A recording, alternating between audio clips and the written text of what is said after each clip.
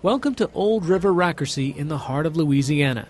On this offshoot of the Mississippi River, residents and locals spend their days on their boats and docks fishing for bluegill and bass. After a day on the water, fishermen meet at the Mainstay Bar restaurant, Old River Landing, owned by Jacques Lacour. But this idyllic spot faces a constant threat. Old River sits outside the Morganza levee system, so when the mighty Mississippi floods, water overwhelms this community. There has been at least one flood here every year in the past 10, which made residents and business owners like Lacour look for new ideas to protect their fishing camps. A decade ago, Lacour discovered the possibility of making his building amphibious. Amphibious structures ordinarily sit on land, but thanks to special fittings, they can also float on water when necessary. Therefore, this building can maintain its location and remain dry regardless of the elevation of the Mississippi River. Amphibious housing is commonplace in the Netherlands, a country where more than 60% of the population lives below sea level. Floating houses are one of the ways the Dutch cope with the danger. Louisiana shares similar dangers, but here the traditional option to protect homes from flooding has been to raise them on stilts. Down the road on Old River, Buddy Blaylock lives with his dog Shadow. See, this post comes up. It's just here to provide some support.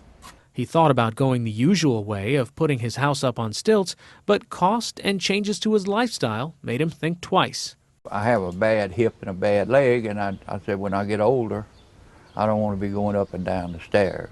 Instead, he was among the first here to choose the amphibious option. It meant he didn't have to sacrifice his love of gardening and sitting on his front porch, but it does mean that for a few weeks every year, Buddy becomes a sailor again. I've done a fair amount of boating, sailing, and I said, well, look, I'll just make a boat out of it, a boathouse, and that's what I did. Actually, the amphibious houses are a lot more like pontoon rafts than full-fledged boats. Lacour showed us how quickly his building can be ready to float. To prepare this building to float, it takes us about 30 minutes to get it ready to float when the flood is imminent. We have these rubber connections here on all of our sewer lines, as well as one quick connector here on our water line, and it just takes a few minutes to disconnect those and we're ready to roll. The building can freely move off of its foundation without any damage to the water pipes or the sewer pipes. Large styrofoam blocks are attached under the foundation with a steel frame. Vertical guidance posts attached to the frame keep the house from going anywhere except straight up or down. These poles are set in concrete, 12 feet deep, Schedule 80 9-inch steel pipe. And these steel collars simply guide the building up, attached to these I-beams, which are the foundation of the building.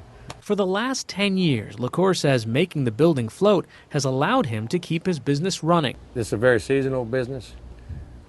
During a flood, you have no damage to your structure, therefore you're able to open the business immediately when the water recedes, as opposed to having to do repairs and construction, which can take weeks, if not months, where you're not selling any product. All sorts of structures can be converted to be amphibious. Many of the mobile homes at Old River sport the flotation fixtures. And while Old River may be an exception in Louisiana for the time being, going amphibious means the residents here can keep on living and working at their dream fishing spot.